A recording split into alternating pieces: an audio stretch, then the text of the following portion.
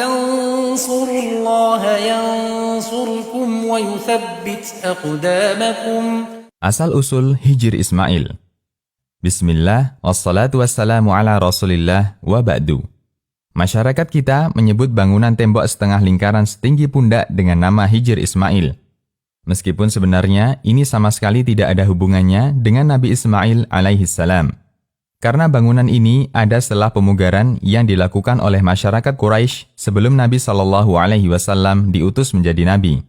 Ketika peristiwa Fathu Mekah, Nabi SAW ditanya oleh Aisyah mengenai bentuk Ka'bah.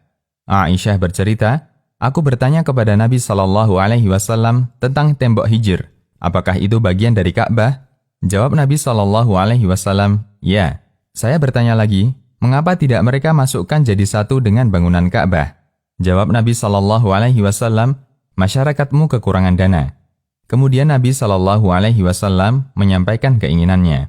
"Andai bukan karena kaummu baru saja keluar dari masa jahiliyah, sehingga saya khawatir jiwa mereka menolak, niscaya akan aku gabungkan tembok setengah lingkaran itu menjadi satu dengan Ka'bah, dan pintunya saya buat di bawah sama dengan tanah." Hadis riwayat Bukhari dan Muslim. Hadis ini sangat tegas menunjukkan bahwa bangunan tembok setengah lingkaran itu tidak ada kaitannya dengan Ismail. Bagaimana kisah selengkapnya?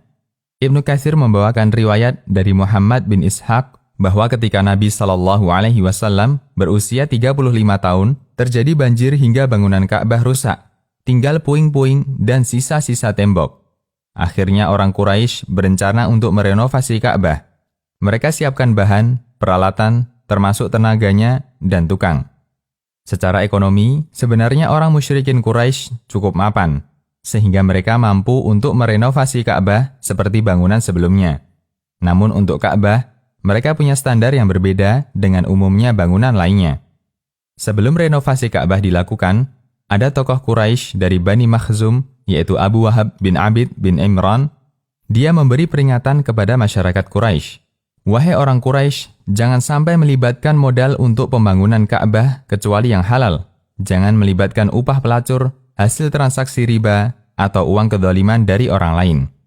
Abu Wahab ini adalah paman Abdullah, ayahnya Nabi SAW, tepatnya paman dari ibu, dan dikenal sebagai orang terhormat di kalangan Quraisy. Sirah Ibnu Katsir. Karena mereka hanya membatasi dari harta yang halal, maka dana mereka terbatas, menyebabkan mereka tidak bisa membangun Ka'bah utuh seperti sebelumnya. Mereka bangun sesuai ketersediaan dana dan bagian sisanya ditaruh di luar. Hanya diberi tanda tembok setinggi pundak untuk pembatas agar tidak dilewati orang yang tawaf. Untuk itu, jika ada orang yang tawaf dan melintasi Hijr, maka tawafnya batal karena dia tidak mengelilingi Ka'bah dengan sempurna. Benarkah ada kuburan Ismail di Hijr? Ada sebagian orang yang berpendapat demikian. Namun pendapat ini tidak benar karena tidak ada riwayat yang otentik dari Nabi SAW yang menyebutkan hal itu. Sementara riwayat mauquf atau pernyataan sahabat statusnya sangat lemah sehingga sama sekali tidak bisa dijadikan dalil. Tahdhir As-Sajid. Demikian, Allahu a'lam.